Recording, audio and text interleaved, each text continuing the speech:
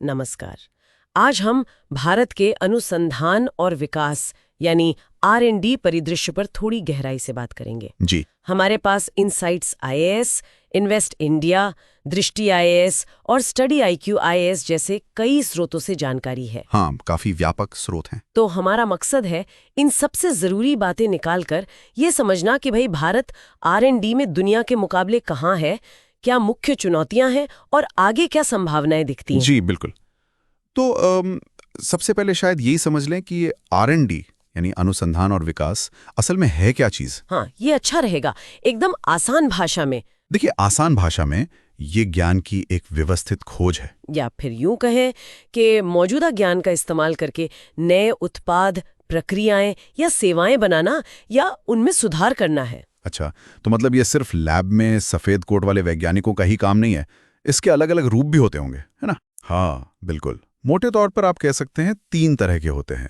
एक तो है बुनियादी यानी बेसिक शोध, इसका मकसद सिर्फ ज्ञान बढ़ाना होता है। दूसरा है अनुप्रयुक्त यानी अप्लाइड शोध, ये किसी खास व्यवहारिक समस्या का हल निकालने पर फोकस करता है। अच्छा। और तीसरा है विकासात्मक यानी डेवलपमेंट शोध, ये मौजूदा ज्ञान को लेकर कुछ नया रचता है या चीजों को बेहतर बनाता है। ठीक है, समझ गए।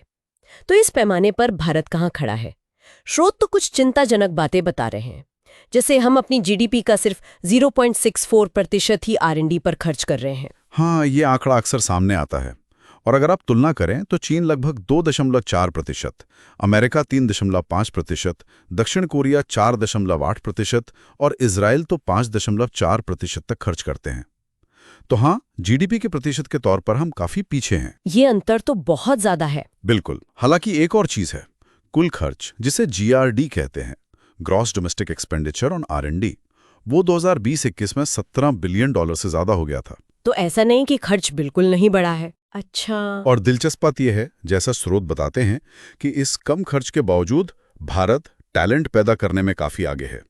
PhD देने में हम दुनिया में तीसरे नंबर पर हैं, सालाना करीब 40,813। और रिसर्च पेपर्स पब्लिश करने में भी तीसरे नंबर पर हैं, 2022 में 3 लाख से ज्यादा। पेटेंट ग्रांट्स में हम छठे नंबर पर थे 2022 में, लगभग 30,490।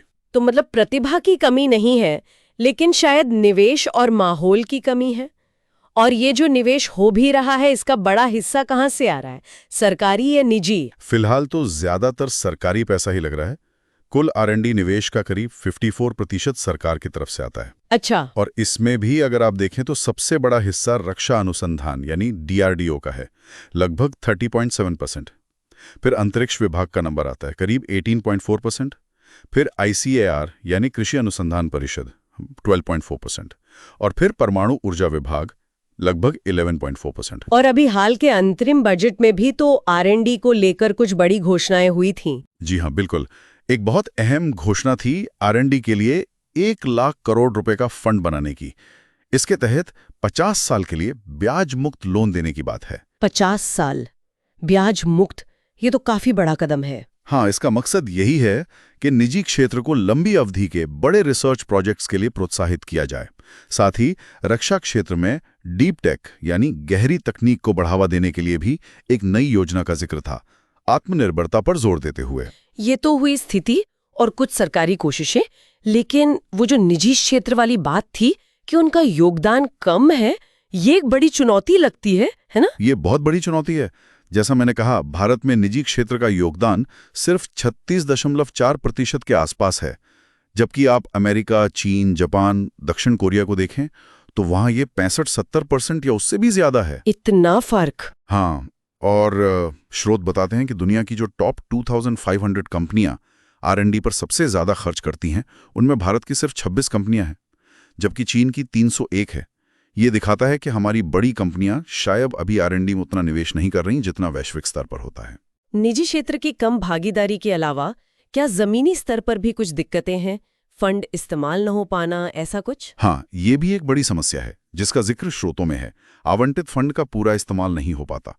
एक उदाहरण है, 2022-23 में जैव प्रौद्योगिकी विभाग यानी DBT ने सिर्फ 72% और विज्ञान और प्रौद्योगिकी विभाग यानी DST ने सिर्फ 61% फंड ही इस्तेमाल किया। अरे, मतलब पैसा है पर इस्तेमाल नहीं हो पा रहा। हाँ, इसमें नौकरशाही की देरी या प्रक्रियागत बाधाएं हो सकती हैं। इसके अलावा राज्य सरकारें भी R&D में बहुत कम निवेश करती हैं, औसतन अपनी GSDP का सिर्फ 0.09%। उफ, ये तो बहुत ही कम है। बिल्कुल। फिर ब्रेन ड्रेन की समस्या है ही। हमारे प्रतिभाशाली शोधकर्ता बाहर चले जाते हैं। भारत में प्रति 10 लाख लोगों पर सिर्फ 262 शोधकर्ता हैं, जबकि ब्राजील जैसे देश में भी ये संख्या 888 है। कमजोर पेटेंट व्यवस्था और शिक्षा जगत और उद्योग के बीच तालमेल की कमी, ये भी बड़ी चुनौतियां हैं। सिर्फ 1% विश्वविद्यालय ही सक्रिय रूप से शोध में लगे हैं। यहाँ तक कि VFX जैसे उभरते क्षेत्रों में भी हमारी फिल्म इंडस्ट्री इतनी बड़ी होने के बावजूद तकनीकी रिसर्च में हम शायद पीछे हैं। सही कहा। लेकिन इन चुनौतियों से निपटने के लिए सरकार का ध्यान बढ़ा है। जैसे प्रधानमंत्री का नारा जय जवान जय किसान से बढ़कर जय जवान जय किसान जय विज्ञान और फिर जय अनुसंधान तक पहुंचना, यह दिखाता है कि R&D पर फोकस बढ़ा है। हाँ, ये बदलाव तो नजर आता है। और कानूनी तौर पर भी कदम उठाए गए हैं, जैसे अनुसंधान नेशनल रिसर्च फाउंडेशन यानी ANRF एक्ट 2023।